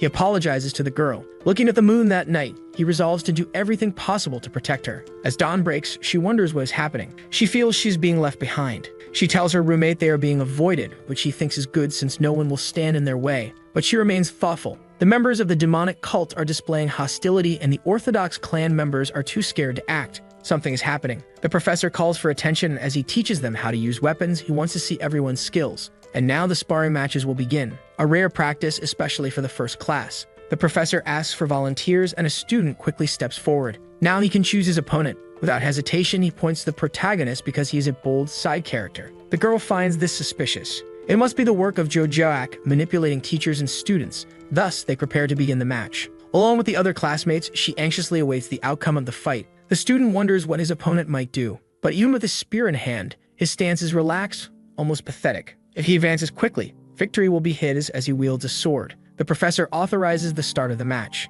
This prompts the side character to execute his strategy. The girl ponders what her classmate will do. He waits to react. His opponent is almost upon him, confident the match will end with his first strike. But he soon realizes Hyuk is no longer in front of him. This forces a quick reaction, as he had been flanked by his opponent without realizing it, who struck him with the back of the spear, a strike powerful enough to make him feel pain. All the students, without exception, were impressed. Even feeling pain, he refused to fall. But since he was no longer reacting, Hyuk disarmed him. And with his opponent disarmed, he struck him a few more times with the spear, knocking him to the ground. Opening his eyes, the student realized he might lose a few teeth. To everyone's surprise, that nearly fatal blow was aimed at the ground, not the student's face. There was no student who wasn't impressed by that performance. Even the teacher broke out in a cold sweat but deducted points for using unnecessary force after the fight had already ended. The girl didn't like that one bit, but Hyuk didn't care. He left the spear stuck in the ground and returned to his spot. Telling him to wait, another bold student challenged him to a duel. He turned to him, intrigued by the challenge. The teacher told him to continue practicing, and the girl said it was unfair for him to keep doing repeated matches. But since he was chosen, refusing would result in a deduction of points. The girl said it was just a test of skills, but the teacher kept talking about points. He told her to shut up or she would lose points. This made her furious. She turned her gaze to Hyuk. Among the available weapons, he still didn't know what to choose this time. He decided that a whip would be the instrument of destruction this time. The student hesitated, thinking his opponent only handled the spear. Once again, they positioned themselves to start the match. Breaking the ground with a single whip crack, he said he was ready. The teacher authorized the start of the match. The whip was flying through the air with force. He soon managed to tie it around his opponent's leg, pulling him as if he were a caught fish. Now the fool was screaming in fear, unable to control what was happening to his body. Hyuk prepared a singular slap to land on the fool. His face was smashed by the blow, a slap so strong it could humble any police officer. The boy was thrown into the air. Once again, the other students were shocked by what they saw. Hyuk wondered if there was anyone else interested. There were still many weapons he could use. One of them said that this student's arrogance was unbearable. Now it was his turn to face him. Seeing the colossal size of the fool's sword, Hyuk decided to grab a small dagger. He was very happy that someone else came to enjoy the violence. The strong one didn't like Hyuk's smile, thinking he was being mocked. He struck his first blow, missing, but destroying the ground, just like all the strikes he aimed at his opponent. With a single precise slash, Hyuk severed the fool's hand. The pain made him drop his sword, and before it could even hit the ground, Hyuk caught the weapon. He was about to decapitate his classmate. However, he just slapped him, using the flat of the sword instead of the edge. Now another fool was sent flying out of the temple. Once again, the other students were dumbfounded. The teacher, who witnessed it all up close, broke out in a cold sweat. He deducted more points from Hyuk for drawing blood from a classmate. The girl was furious with such arbitrariness and said it was unfair. The teacher even had the audacity to deduct more points for using someone else's weapon. Someone said they were being ridiculous, and the teacher turned to see who had spoken. A young man descended from above to attack, kicking the teacher in the head. One instructor attacked another in front of the students, but the one who struck was many levels above the one who was hit. He didn't have the authority to deduct points, and the foolish instructor said they shouldn't interfere with his methodology. This seemed to awaken something in the experienced instructor. He said he would report an instructor who coerced students with points, instigating them to fight, and he could also report that he was attacked and that someone interfered in his class. Looking at the girl and Hyuk, he said they were too close, their faces disgusted him, and he didn't want to see them together. The girl bowed, saying she would pay attention to this in the future. However, Hyuk remained unfazed and thoughtful. What he couldn't stop observing was the mysterious silhouette on one of the rooftops. From above, this person saw everything that happened in that class. This seemed to have left them irritated. The man continued sipping his tea calmly. Jang Ryeon came quickly, having heard about the Phoenix Dragon Society, but wanted to know why it was only the two of them there. The person said they wanted to spend some time alone with him, which was why they hadn't called the others. Besides, Baeklu was also there, and she was the phoenix of their cult. Indeed, Baeklu was a very beautiful woman. However, the girl knew she wasn't there by chance. She was only called because the fool over there has a crush on her. Either way, she knows she has a favor to ask of him. There is a newcomer at the academy who has been causing them trouble. This made him furious as someone is challenging the academy's traditions. All they need to do is tell him who it is and he will make sure to teach them the lesson. This made the effeminate one extremely pleased. The students are gossiping about something. Thanks to the duel, he has become quite famous among his peers. Now people avoid them even more, but Hyuk loves it as long as they aren't being provoked. However, for the girl, this is terrible since they've been there for years and need to maintain a good reputation. The protagonist only thinks that his brother did nothing to them, and yet he was killed. Being well-liked means nothing. The students are mesmerized by the beauty of a woman. It was Baeklu who caused this, and her companion remarked that men are too predictable. Soon, she encountered Hyuk, who caught her attention. She found him handsome. As he walked past her, the girl watched him even more closely. Her companion said that he is Hyuk, the one who massacred 3 classmates during training. Now she knows he is the troublemaker. She wants to know who the girl accompanying him is. It is his roommate from the Orthodox faction, an odd and unlikely pair. The girl knows it will be difficult for the student to avoid Jojoak's retaliation, which is a shame because she finds him very handsome. At night, his roommate walks through the courtyard. She whistles as she wanders absent-mindedly. She went to a spot where a note had been left for her. In it says everything has already been completed. The next morning, they want to know what happened. Her clothes were completely torn. Hyuk said they were already like that when he saw her, and his roommate begins to fantasize about his naked body. It's almost time for training and he has no clothes, so the girl offers hers. She promised him a peaceful life at the academy and feels responsible for not preventing this from happening. Putting on different clothes, he says it's fine and asks them to leave quickly. But she warns him that if they proceed like this, more points will be deducted. The storage room is completely filthy. Surely that's why they assigned him this task. He raises one of his hands. A gust of wind fills the room. The dust is blown away. He continues using the broom like a fan. Outside, dust begins to flow out of the storage room, and there's no dirt left inside. It was the punishment the professor gave him, and since he finished too quickly, he doesn't know what to do now. Sighing, he begins to consider his options. The person who ordered his brother's assassination must be at this academy. The money given to the venomous demons should still be recorded in the accounts, and Hwania is searching for it. It will take a week for Wusing's absence to be noticed. In that time, he needs to find the source of the funds. The door opens, and he turns around. A mysterious figure has appeared before him. The protagonist looks at them, unsure of who they are. Two students are tasked with disposing of waste. They don't know why they have to do it, but one of them says this might be the only similar opportunity they'll ever have in life. Ryong asks them to do this, and if they succeed, they might earn favor with an influential person. This could help their families move closer to nobility. That's why they must succeed. Preparing a countdown, they get ready to open the door. When the countdown ends, they open the door, throwing buckets of filth inside, toward Hyuk, who had just finished cleaning the place, but he quickly dodges the attack. This makes one of the fools uneasy as they should have hit him. The other, still holding a bucket, is struck by the protagonist's broomstick, and now the filth flies through the air, landing on the two foolish students. Seeing them covered in filth, he asks who they are. Without answering, they believe they have achieved their goal. Thus, they flee the scene. This is problematic, and now Hyuk has another issue. The floor is covered in filth. The fools return to those who gave them the order and report what they did to the floor. But they reek, and they admit they tried to dirty Hyuk, but it didn't work. The man just orders them to leave and wash up, because even he can no longer stand the stench. The sound of water begins to flow from the well, until water gushes from it like a fountain. The protagonist moves his hands in the air, and the water follows his command. It moves toward him to clean the mess. Entering the warehouse energetically, there was so much water that it flowed out through the windows. He placed the broom on his shoulders, confident that the cleaning was finished. At the end of the day, the instructor announced that the lesson was over. His roommate approached him, wanting to know how he was, but she found the warehouse completely clean. She asked how he managed to do it,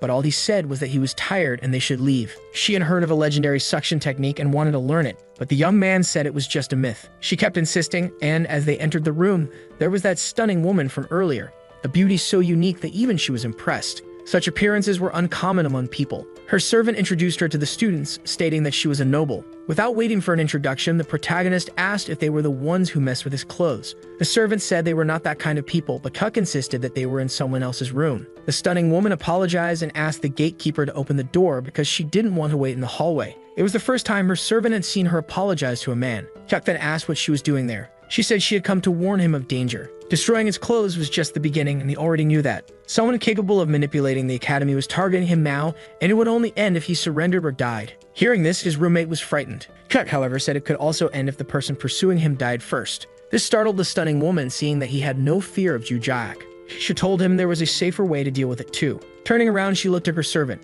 The servant left the room, taking the other woman with her. With the doors closed, she said her family could protect him. All he had to do was ask her to do it. After they talked, she left the room. The stunning woman was very upset. Now she didn't know what to do, as her offer had been refused. The stunning woman was a little unhinged and now desired the young man even more. A man was walking inside the building. He bowed and asked if the elder was present. Introducing himself, he said he was Nam Jo Yang, one of the 8 demons of the Academy of Illusions. The elder was writing something. His name was Muk Jin, and he wanted to know why the young man was there at that hour. The news was that the 5th evil demon had disappeared. The elder believed he might be away on a mission. If that were the case, he would have left a message, but he left nothing with his servants, making the elder wonder if one of the best assassins had been assassinated. Fortunately, that might be exactly what happened, because it was possible he had betrayed them. This put the elder on high alert. Their lives were tied to the sly tongue of that young man. Because he was useful, they had kept him alive, but now they realized it was a huge risk. Uncertain about the situation, he ordered them to search for him until they were sure of what had happened to him. This led the elder to ask what they should do once they found him. The elder said that every risk must be eliminated. In the city center, there were several merchants. Looking around, she assumed this was the place, until she found the shop she had been looking for. Asking the elder for permission, she said she was looking for someone named Wak Noya. He glanced at her out of the corner of his eye, telling her to follow him. They walked through some alleys and she didn't understand the need for it, so she decided to ask the elder if it was far until they reached their destination. Without answering, he had already turned on her in a hostile manner. She barely managed to dodge the first attack, and the elder was determined to keep attacking. However, she drew her swords to defend herself, successfully parrying the attack. But the elder's eyes were filled with bloodlust. He unleashed a torrent of strikes against her. Even so, the student held her ground bravely, and they both distanced themselves. She said that was the sword technique that pierces the sun from the Blue Horizon Sect. The elder had known she used 2 swords, but he hadn't imagined she was so skilled. Bowing, he said it was a pleasure to meet her. Finally, the elder bowed, saying the pleasure was all his. Then he handed her the counterfeit seal, wishing her success in her mission. Determined, she said she would fulfill her mission. Elsewhere, a servant carried some cups of tea, serving them to Hyuk and his friends, who were reading. The waitress was already annoyed with them, as they came there every day and all they ordered was 1 cup of tea. Finally, one of them seems to have found what they were looking for. At the time of the assassination, a large sum of money was transferred.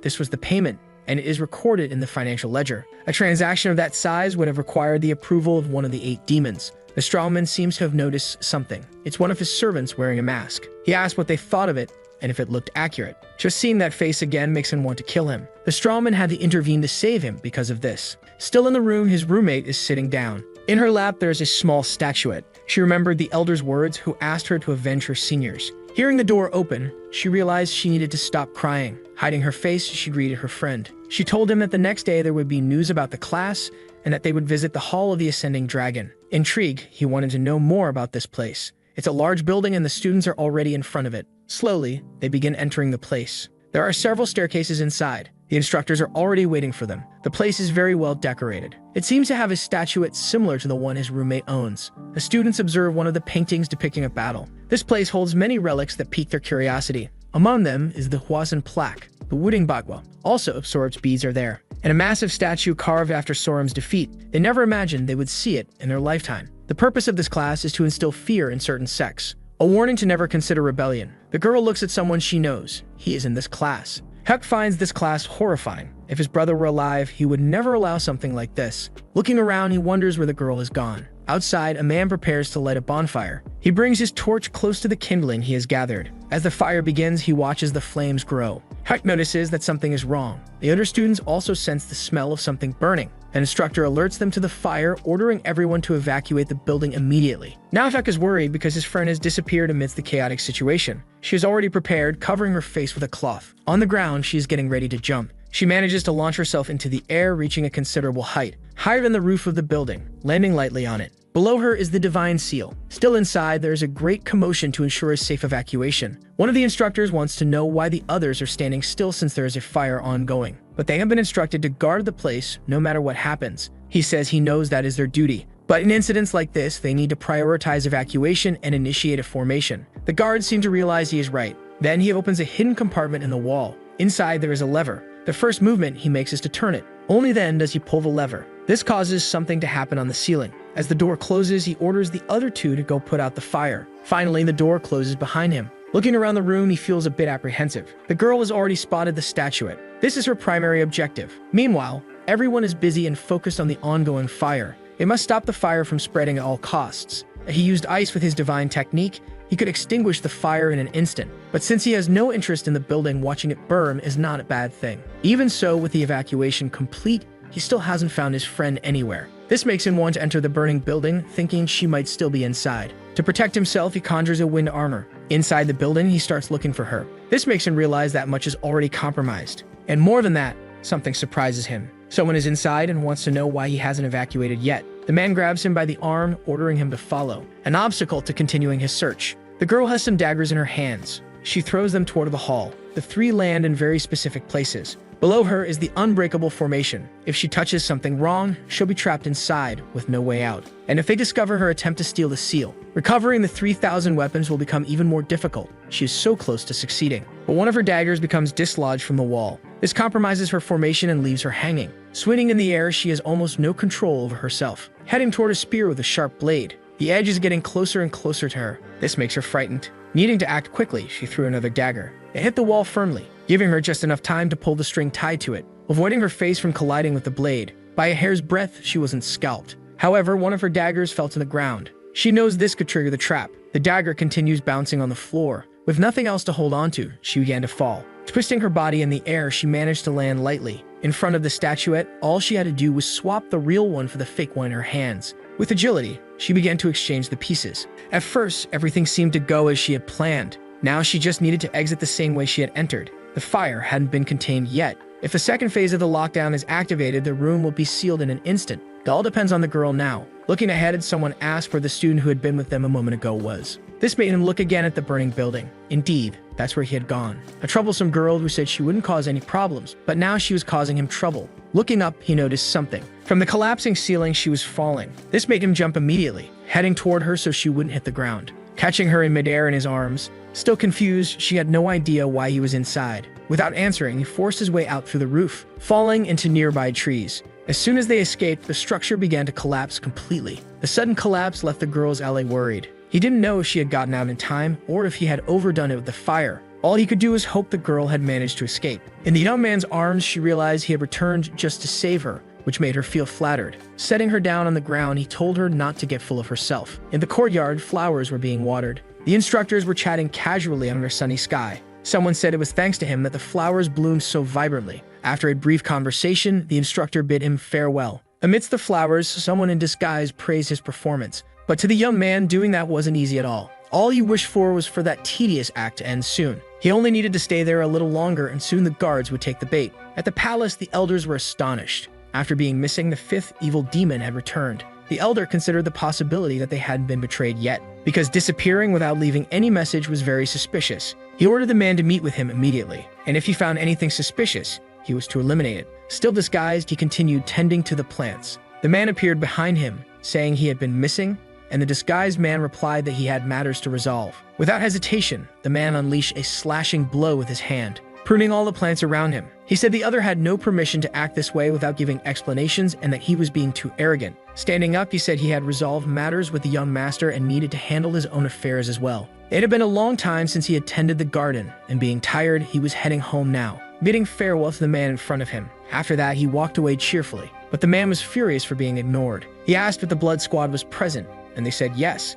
They were just waiting for his orders. They should tell the elder that on that day, the traitor would be executed. But the disguise seemed to have served its purpose, as they had managed to catch a big fish. Carefully, she approached her hand to the bird, but all she got was a peck. Hyuk had already told her it was useless to try. The Black Wind didn't accept food from anyone else, only him. All she wanted was to get closer to the animal, so she became determined to win the bird's trust, and Hyuk told her she was free to try. That day, there would be no curfew, so she wanted to know what they would do. She asked if he would go out drinking, but he said he had someone to meet and it might take a while. For her, that was perfect, as she could deliver the seal in his absence. As he left first, she wished him to be careful, but all of this was part of her plan. She went to her bed to grab something. In her hands was the real seal. In the city, the disguised man kept walking. However, he was being followed everywhere he went, so he entered a house. Finally, another day had come to an end. However, he knows there are 6 people inside and likely many more outside. A shadow begins to rise from the ground. He says he has no time for underlings and demands to see their boss immediately. He tells them to deliver the message that someone is here to meet him. The figure reveals itself, saying there is no need to follow his orders.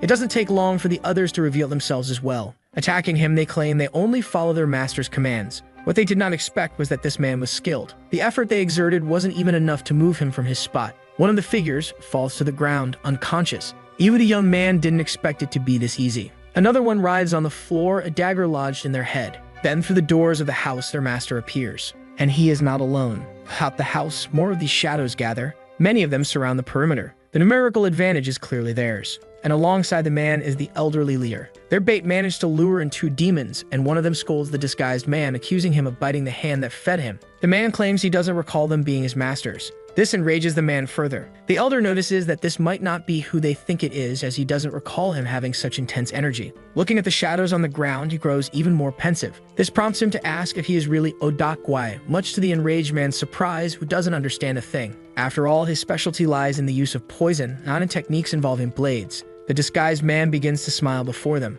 This makes them uneasy about what they are witnessing. The fool had been deceived by a disguise, leading them all into a trap. Removing the mask, the man asks why it took them so long to notice something so obvious. He admits he's grown tired of pretending. Seeing this, they begin to sweat nervously, until one of the shadows is hurled through the walls, smashing into them. Another shadow passes through the house, leaving a gaping hole in its wake. This makes the 2 look toward that direction, terrified. It was the strongman, the juice enthusiast, who had done it. The protagonist orders Dalchi to secure the entrance, ensuring no one can enter or leave. Determined, Dalchi vows that as long as he is there, no one will escape or enter. He assures the leader he can trust him. The mountain of muscle breaks the door as he steps through it, taking his position outside. It doesn't take long before he begins dealing with the shadows lurking there. Inside, they only hear the sounds of violence. The man wonders where these people even came from. The elder notices something in the young man's aura. It feels familiar somehow. One of the shadows tries to attack Hyuk, but is stopped by one of his servants, forcing the shadow to retreat. Strategically, they close in on the man and the elder. Hyuk states that he needs to get a closer look at them and asks Hwanya to clear the way.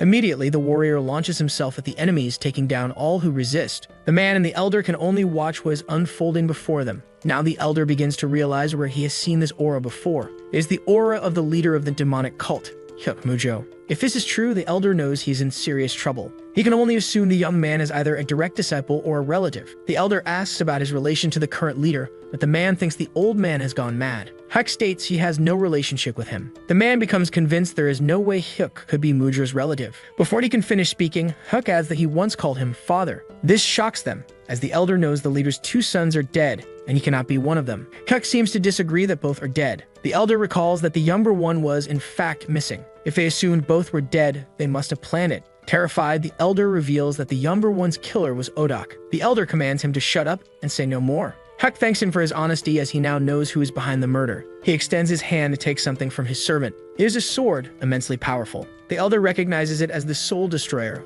a weapon said in legends to be wielded only by the celestial demon. Hyuk states he retrieved it from Jahado. Hearing this location, the elder nearly suffers a heart attack. For killing his brother, Hyuk declares he will judge them with the Soul Destroyer. Outside, the weather begins to change. The man said that whether or not he was Mujo's son, he shouldn't underestimate him, and the old man was now certain he was even dumber than he looked. The sword's blade came down upon them, convinced that, as one of the 8 demons, he was someone formidable. But the old man simply told him to shut up and stop spouting nonsense. Hyuk's eyes glowed with an intense blue light. From the sky, a powerful lightning bolt struck the house. Far away, his friend saw what was happening in the sky. Actually, she saw the falcon and signaled to it, wanting to build a friendship. She noticed the bird land on a house. This made her think her friend might be inside. Approaching the door, she said there was someone inside she knew and wanted to know if she could enter. But the strawman said no one enters or leaves. This made her think he must be a subordinate of Jujak. She soon heard what was coming from inside. Drawing her swords, she said if he didn't come out, she would force her way in. But the strawman was confident she couldn't do it. The girl advanced fiercely with her blades,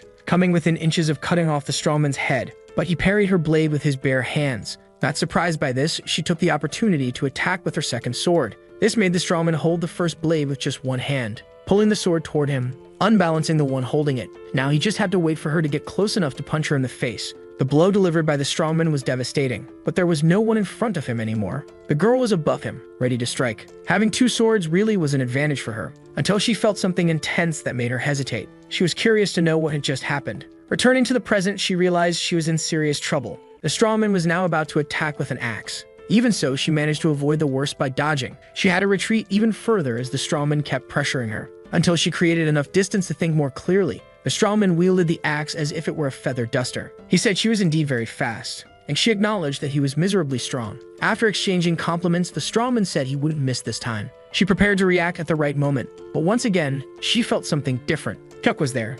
She was certain of it. She was shocked to see him standing beside her, asking what she was doing there. Behind him was his other servant as well. She remembered someone was attacking her, and she would likely be hit if she let her guard down. But Hyuk grabbed her by the arm, pulling her into his lap, which made her very, very happy. The blow missed them but came close. Realizing what he had almost done, the strawman was horrified because his leader was there. The other servant kicked him for this, and Hyuk clarified that the young man was his roommate, though it seemed he didn't know she was a girl. Learning this, the strawman apologized, but the girl also apologized for the misunderstanding. She thought Hyuk had been captured and imprisoned under Jujak's orders. Just imagining such a scenario seemed absurd to him. A small knife fell to the ground. Hyuk bent down to pick it up. It was coated with a powerful and likely very expensive poison. They couldn't afford it, so he wanted to know who was funding them. They said they only sought revenge for the humiliation they had endured. He said they were very loyal indeed, and he knew they were the ones who had dirtied the warehouse when he had to clean it. He didn't know what had been promised to them, but he knew they would be discarded, as it would be terrible for a noble to be involved in a homicide. They were merely disposable tools like the dagger he held in his hand.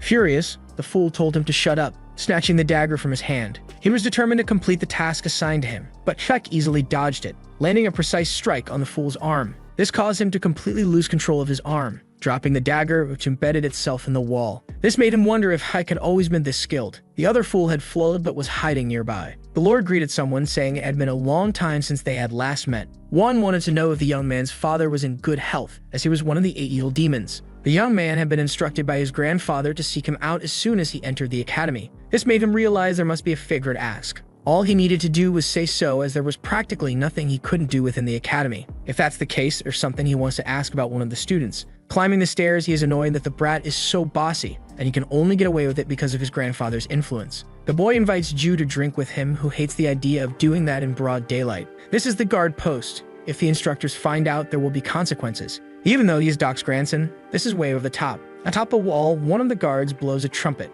Then a procession of horses passes through the gate. They continue on their path. Some of the riders seem uneasy. Looking at them, Ju couldn't have imagined that this would be the day of departure. The boy confirms it, asking if Ju knows who is at the Honghak branch. For a moment, Ju ponders. On one of the horses are Thuk and his friend. Having a view like that even makes the drink taste better. Completely drunk, the boy asks if Ju agrees with him. But all Ju can think is that there should be a limit to the influence of some families. What they are doing is madness, and the caravan continues onward. Among them is one of the evil demons. Night falls over the village. There are horses outside the inn. Inside, a man's drink runs out. He asks the attendant to bring him more. The waiter approaches to fulfill the request. He brings the drink that was ordered, but someone throws a bone at his face. The person who did it complains that the meat is too tough. Apologizing, the waiter says he will bring a new meal shortly. The other people in the bar are terrified. One of his henchmen says it's just one person. Even though there are 20 people in total, they are all rookies. The bandits plan to ambush them at the inn and leave none alive. The henchman says if that person doesn't want to die, they should disappear immediately. Removing his henchman from the scene, the bandit says he won't let him leave alive. Since he appeared before them without any fear, he can't leave alive,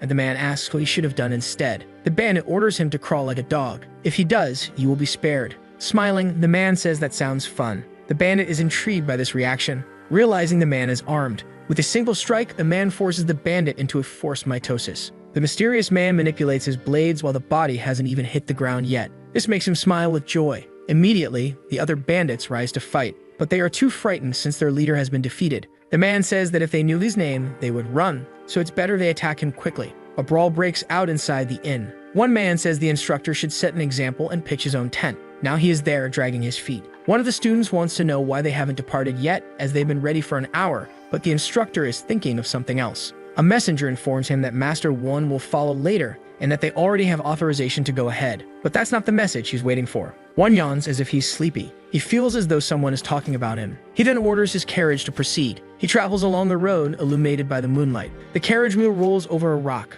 causing the entire structure to shake a bit. It rolls over another rock. The jolting repeats. He tells the coachman to slow down as there is no need to rush, while thinking that they are pathetic since they are heading straight to their deaths. He gathered all those with the lowest potential who should be easily killed, and not even the instructor will be able to stand against the assassins. Doing a favor for Doc's grandson will surely not go unnoticed. This is his chance to leave the academy and join the core of the demonic sect. Knowing this, he begins to laugh uncontrollably. A water skin sits on the table, stained with blood. A bloodied hand reaches for it. The man drinks its contents. A woman enters and asks why there's such a mess. They are assassins, not animal butchers, because that's what the man in the hat looks like, a butcher of people. But he says she is no different, and she finds the comparison vulgar. The truth is, on her way there, she also killed many people. The man wants to know how much blood she is bathed in. Outside the inn, there are bodies.